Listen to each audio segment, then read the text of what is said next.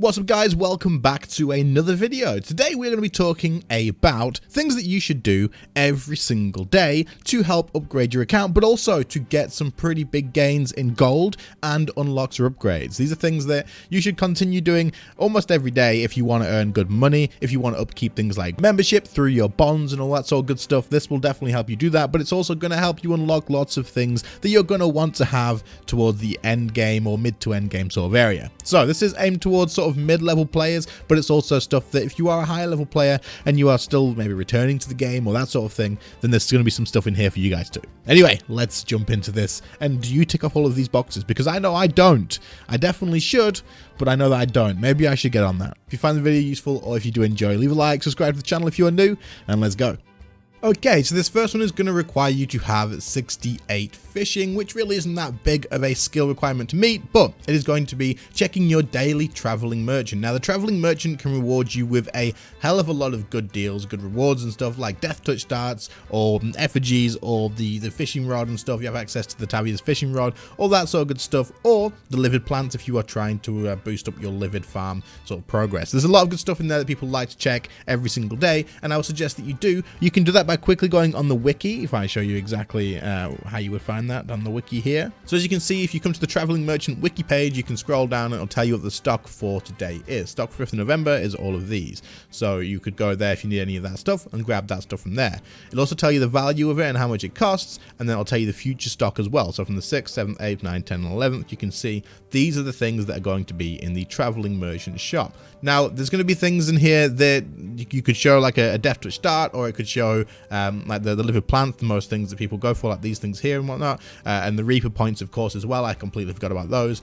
You want to head over there and check this, probably check this wiki page daily, unless you know what's coming up. You can look in the future bit and then head over there and grab the stuff that you need. For example, the 2nd of November in the past was a freaking good day because you had the gift of the reaper and a livid plant and a weekly reset token if you have any use for those. So it is an incredibly good thing to do. You can get there by using a skilling necklace, so I will teleport there right now. You go to the fishing guild.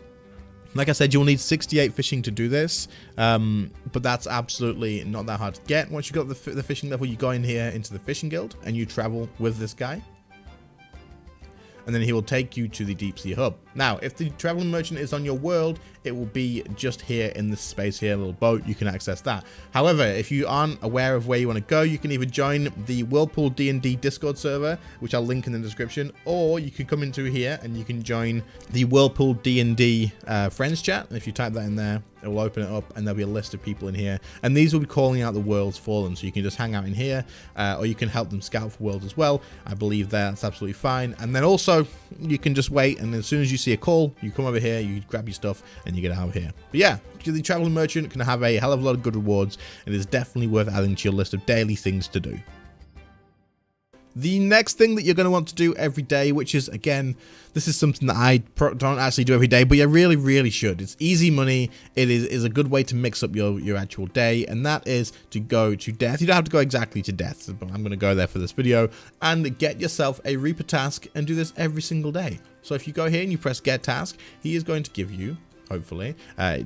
You don't always get to pick your task. This is just because you have the perk unlocked to do this. Normally he'll give you an assignment. You can say yes, I want this, or no, I don't want this. But if you do get this, the Reaper's Choice, then you can actually go through and pick this every now and again. I'm going to pick Zamorak because that's what I want to do, and then that way now he will ask me to kill 4 Zamoraks, and I will go ahead and do that. And then I will get a reward of Reaper points. Now, if you come here and you go to rewards, you can spend your Reaper points. As you can see, I have 306.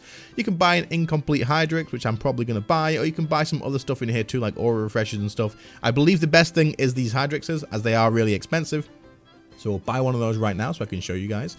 Let's do that. Let's teleport up and sell this at the Max Guild. You can just sell it directly, or you can convert it into whatever you want, jewelry you want to do. For Iron Men, of course, this is really damn good. 62 million GP. We'll just drop it a little bit and sell that off. We got 63 mil just from completing our Reaper tasks. Very nice. Extra bit of cash thrown into our wallet, and it's just from doing bosses. So you want to grab that every single day, grab those Reaper points, build them up. Most people know about this, but I don't really do it every day. I am really bad with this. If I get a bad task, I just sit there rather than re-rolling it. I'm just like, whatever.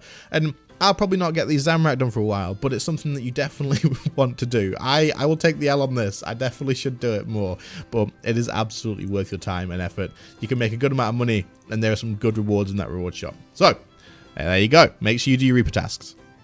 The next thing that you could do to make yourself a bit of extra cash every single day is one that I've mentioned a few times, but I'm going to mention this one very, very quickly because it kind of ties into the next one that I wanted to mention. And that is going to be doing shop runs for your runes. Specifically just runes, they make a little bit more money than other things, I do believe. There's other shop runs you can do, which I'm not going to talk about, but you could grab a guide off of YouTube for them specifically, probably. I know there's plenty on there. But if you grab specifically your runes or your element runes, all of your, wait, we buy all from these, all of your like expensive runes, like the soul runes that are going to make you profit, and blood runes, you can then take those to the next place I'm going to talk about, which is going to be for Vis Wax. But even if you don't, if you just go ahead and use these specifically just to either keep them and use them, well, you're going to save yourself a bit of money, or if you could sell them, you do end up making a good amount of profit from this every single day. It takes a few minutes to run around to the rune shops, grab all of the runes and sell them all off. You make a good amount of money for the lower level player, mid-level player, even a high level player. You're still making a good amount of money from this. It's really not that much to do, but you can definitely do this, and it's going to tie into the next thing because we're going to be using runes to make Vis Wax, which makes even more money, and that is the next thing that I would want to talk about. So we're going to grab all the element stuff, which we could sell or we could keep them, and there's obviously the other things you could buy as well, but I'm going to go directly there now. But there's a rune shop, let me talk about where they are. There's a rune shop in Alcher if you've done the quest requirements for it. There's the one in Lunar Isles, again the quest requirement for that. There's one in Port Sarim, in Berthorpe, there is one in Varrock, and there's one here in Yanil. There may be another one somewhere that I can't really think of right now, but I think that is most of them. So go ahead and grab your runes every day. You can turn a good amount of profit from those. Anyway, let's move on to Vis Wax. Okay, so once you've got your runes, you can have these in your bank. So I'm going to go chuck mine in my bank and then grab out my, what's it actually called? It's a hood of something. I can't remember. For some reason I've gone blank. That's okay. Let's grab the hood. There we go. Where's it called? There, the Wicked Hood. Grab the Wicked Hood from the bank and then teleport to the Rune Crafting Guild. Once you've done that, it's going to put you on top of the tower here. You're going to come here into the Rune Crafting Guild portal. This is going to take you into the room that you actually want to be in. And then when you're in here, you want to come over to the Rune Goldberg machine. The Rune Goldberg machine can make you a lot of money because you can make you the Vis Wax. Now, you put runes in here and you'll see that your things are going to change to different color faces. So we know these aren't the water and the earth, so take them out. You want smiley faces all around, preferably. So we don't want to do that. We want to maybe put like water in this one. And you just want to keep messing around with this until you find it. However, you can, 76 Vis Wax, not too bad. However, you can actually get more from using different runes and stuff. 90 Vis Wax, we're just going to use that. It may not be worth it because of the actual cost of runes and stuff. But basically, you can use the wiki, or you can use a friends chat again to actually find out the combinations for these. I've just randomly chucked stuff in. But if you get all green smiley faces, you're going to get a lower cost and you're going to get a higher output, and that's the way you want to go. I'm going to go with this because 90 Vis Wax, so I'm going to show you how much that can be. Out of 100, you can get 100. But if we head off to the Mass Guild now, if you use cheaper runes than the ones that I used, of course, because they're pretty expensive, you want to come in here and you can sell this off for a good amount of money, 1.5 mil. If you just put in some element runes, for each day, you can make yourself a good amount of profit. And for a low level player, doing that every day is going to help you out big time with keeping up your bond and stuff. Once we sell that off, we just chuck it in here. We're going to get ourselves 1.4 million GB. And you guys saw that took less than 2 minutes because I've been talking for 2 minutes, and it's really, really quick. So if you collect up all those runes that you buy every single day from the shop, or if you just buy the runes on the Grand Exchange, slow buy them or whatever, you can turn yourself a good profit from making your Vis Wax every day. But again, I don't really do this because I'm lazy. But for someone who needs money to keep a bond or to just upgrade their gear a lot, then this is definitely something worth doing and keeping in mind. This next one is for you PVMers or the people getting into PVM if you haven't already done this. That is going to be grabbing out any salvage that you've got from PVM and keeping this beautiful stuff, because this beautiful stuff is incredibly expensive and you don't want to just sell it on the Grand Exchange, because you can get more out of it by taking it to your automatic Alchers. Now, if you don't know what an automatic Alcher is, I'm going to show you. So if I get my Grace of the Elves, with the Grace of the Elves, by the way, a little bonus tip here, you can actually use this to change your max garden portals, and you can teleport directly to places like the Invention Guild or the Deep Sea Fishing Hub, which I was meant to show you earlier, but there you go. So you can come here to the Invention Guild and you can come down to your bottom machines here, and I've made these into Auto Alchers Mark II. These basically high alch anything you put in them, and all you need to do is add divine charge to your power thingy here, your generator, and then put nature runes in here, and you can see there's plenty of power. Now, if you put in any sort of alchables in here, for example, if I show you these, examine, they'll high out for 40k, or they'll sell for 38k, but you'll probably have to sell it less than that. So you'll be able to make a few K profit on each of these, which doesn't seem like a ton, but it all adds up over time, especially when you have 250 of these, for example.